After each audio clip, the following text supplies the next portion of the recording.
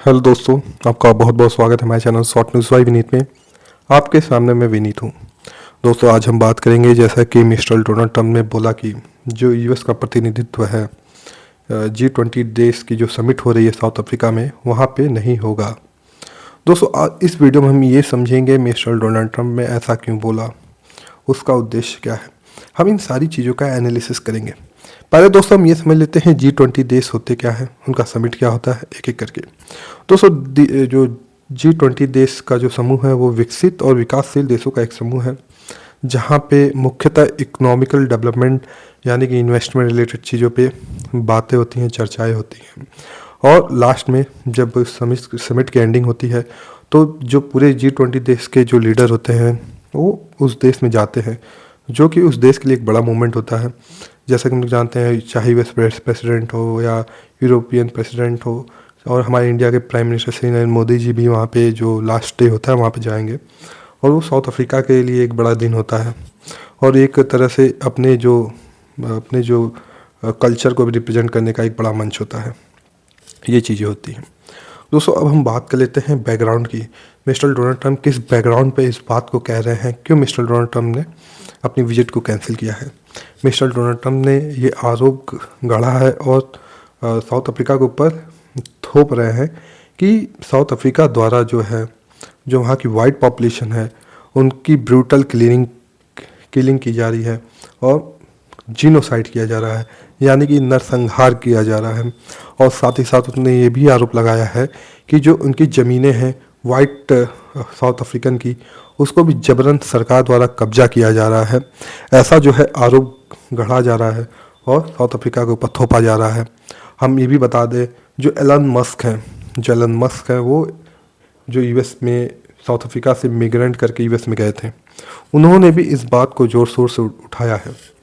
दोस्तों, अब हम समझ लेते हैं जो आरोप लगाए गए हैं उसके पीछे क्या उद्देश्य हो सकते हैं। जैसा कि हम लोग जानते हैं, डिप्लोमेसी में हाथी के जो दांत खाने के और होते हैं और दिखाने के और होते हैं। एक एक करके हम इन सारी बातों का एनालिसिस करते हैं। सबसे बड़ी बात है इमिग्रेशन एंड रिफ्यूजी पॉलिसी की बात हम कर लेते हैं। मिस्टर डोनाल्ड ट्रंप ने हाल ही में जो वाइट साउथ अफ्रीकन थे उनकी जो सिटीजनशिप के लिए यानी कि रिफ्यूजी के लिए जो उनका जो एक्सपेडिट कर दिया, यानी तत्काल उसको पास कर दिया। ऐसा क्यों किया गया? दोस्तों, एक्सपर्ट बता रहे हैं कि मिस्टर डोनाल्ड ट्रंप द्वारा एक तरह से सिग्नलिंग दी जा रही है कि ये जो रिफ्यूजीज़ को अपने देश में लेंगे, वाइट रिफ्यूजीज़ को लेंगे और बाकी जो ब्राउन रिफ्यूजीज़, एशियन हैं और ब्लैक रिफ्यूजीज़ हैं, उनको अपने देश में अलाउ नहीं करेंगे। एक तरह से हम लोग समझें कि एक जो वाइट सुप्रीमेसी की माइंडसेट है उसको प्रमोट कर रहे हैं। आज के समय हम लोग समझ सकते हैं कैसे अमेरिका में जो वाइट सुप्रीमेसी का बोलबाला चल रहा है, एक तरह की हवाएं चल रही हैं। अब हम बात कर लेते हैं दोस्तों, response to South Africa land reform. जैसा कि हम लोग जानते हैं दोस्तों, साउथ अफ्रीका ने 2024 में एक एक्सप्रोप्रिएट एक्ट पास किया था, जिसके अंतर्गत जो है भूमि को थोड़ा मतलब कि उसको कॉन्फी वो करके, और जो गरीब जो साउथ अफ्रीकन है, जिनके जो भूमिहीन साउथ अफ्रीकन है, उनको ज़मीन को देना है। ये एक तरह का लैंड रिफॉर्म है। जैसा कि हम लोग जानते हैं, हिंदुस्तान में भी भारत में भी एक टाइम पे लैंड रिफॉर्म किया गया था। उसी पॉलिसी को साउथ अफ्रीका अपने देश में लागू कर रहा है। लेकिन जो है दोस्तों, हमारे डोनाल्ड ट्रंप चचा उस पर एक तरह का आरोप गढ़ रहे हैं कि उसकी जो ज़मीनें हैं जबरन कब्जा की जा रही है वाइट साउथ अफ्रीकन की। अगर हम आपको डाटा के अनुसार बता दें, जो 70% लैंड ओन करते हैं साउथ अफ्रीका का, किसके द्वारा?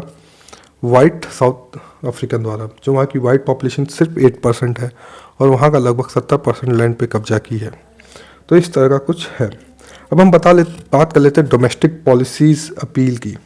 जैसा कि हम लोग जानते हैं, डोमेस्टिक पॉलिसी यूएस की क्या है। यूएस की वाइट अमेरिकन को प्रमोट करना, वाइट सुप्रीमेसी को प्रमोट करना, और जो एक अपना मागा करके मेक अमेरिका ग्रेट अगेन का जो नारा है उसको बुलंद करना है।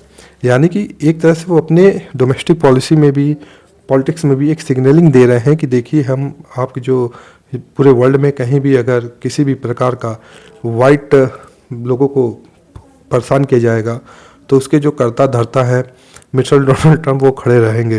वो अपनी डोमेस्टिक पॉलिटिक्स को ज़्यादा अपीज़ कर रहे हैं। ये तो दोस्तों एक बड़ा गेम खेल रहे हैं मिस्टर डोनाल्ड ट्रंप।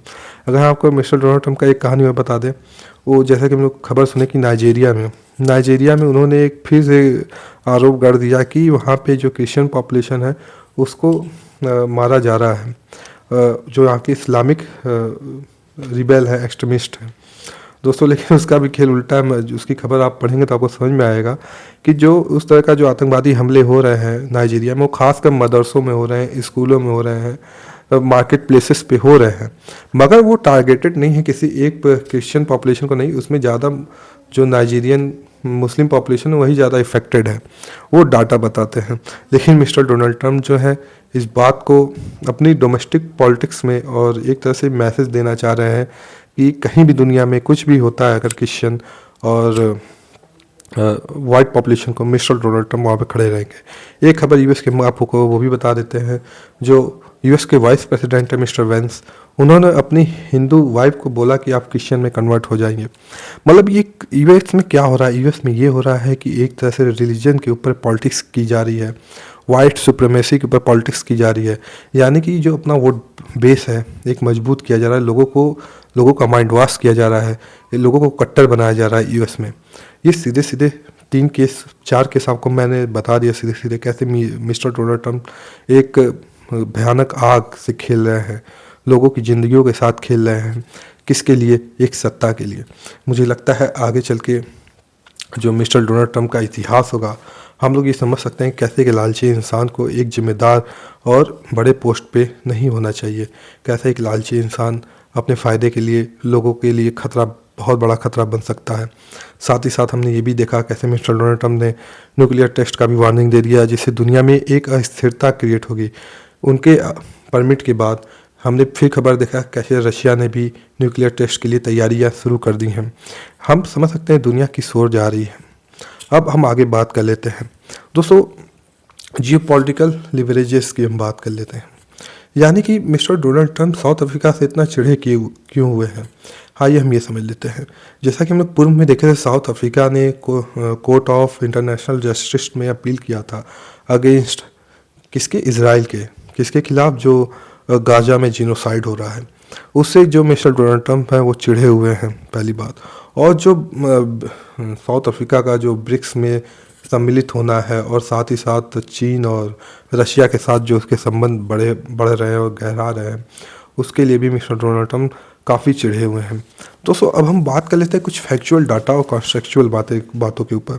जैसा कि एक डाटा आया है फार्म मर्डर्स, जैसे कि जो साउथ अफ्रीका में खेत में जो खेती जो ज़मीनी मर्डर हुए हैं उसमें सिर्फ 44 यानी कि 44 फार्म लेड मर्डर्स नोट किए गए हैं इन 2024, जो कि टोटल मर्डर्स का 0.17% ही है।